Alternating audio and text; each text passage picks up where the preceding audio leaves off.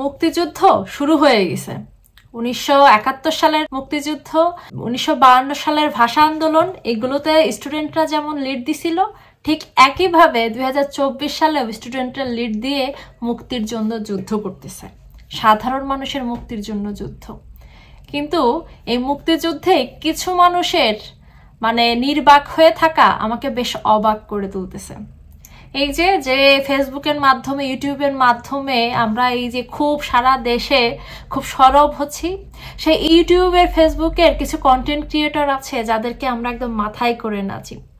বিশেষ করে ইয়াং জেনারেশনের খুব আইডল হিসেবে মনে করি তৌহিদ আফ্রিদি, রাফসান দা ছোট ভাই, তারপরে এই যে যাদের ছবি দেখছি, এদের দেখেন আপনি বাংলাদেশের সব থেকে ইয়াং স্টুডেন্টদের ক্রেজ বলা যায় হচ্ছে এদের। এরা কিন্তু কি করে, স্টুডেন্টদের একদম স্টুডেন্টদের মনি, চোখের মনি।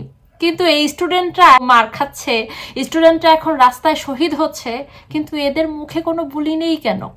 এরা কেন চুপ? লাখ লাখ টাকা তারা ইনকাম করেছে ইয়াং জেনারেশনের ভালোবাসার কারণে। তো সেই ইয়াং জেনারেশন যখন, এই স্টুডেন্টরা যখন এখন মার খাচ্ছে, তাদের যখন এই অবস্থা, তখন এই মানুষগুলো চুপ। এই যে আমাদের নব্য যারা এমপি হইছেন, তারা এই যে এদের কথা আর কি বলবো, সাকিব আল হাসান, তারপরে হচ্ছে কি যেন মাশরাফি ভাই, এদেরকে আমরা ইয়াং জেনারেশন সুপারস্টার হিসাবে জানি।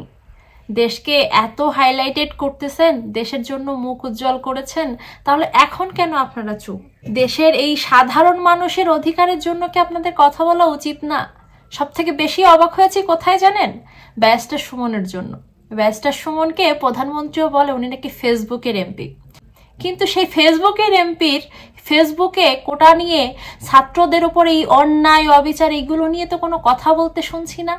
আমি যাদের যাদের নাম বলতেছি তারা চাইলে অনেক কিছুই করতে পারে না। ব্যারিস্টার সুমন সবসময় গলা ফাটাই বলে উনি আওয়ামী লীগের লোক, উনি আওয়ামী লীগের লোক। ব্যারিস্টার সুমন লীগের লোক হোক, তাতে কোনো আপত্তি নেই, কিন্তু ব্যারিস্টার সুমন আমার একটাই কথা যে ভাই, দলের আগে দেশ, আর দেশের আগে কি জানেন? মানুষ। এই সাধারণ মানুষ মার খাচ্ছে, সাধারণ মানুষ জীবন দিচ্ছে, সাধারণ মানুষের অধিকার আদায়ের জন্য কষ্ট করছে, সেখানে আপনি কথা বলছেন না। তো আগে দল না, আগে দেশ না, আগে মানুষকে বিচার করুন, আগে মানুষের জন্য কথা বলুন, তারপর লীগের হয়ে কথা বলবেন।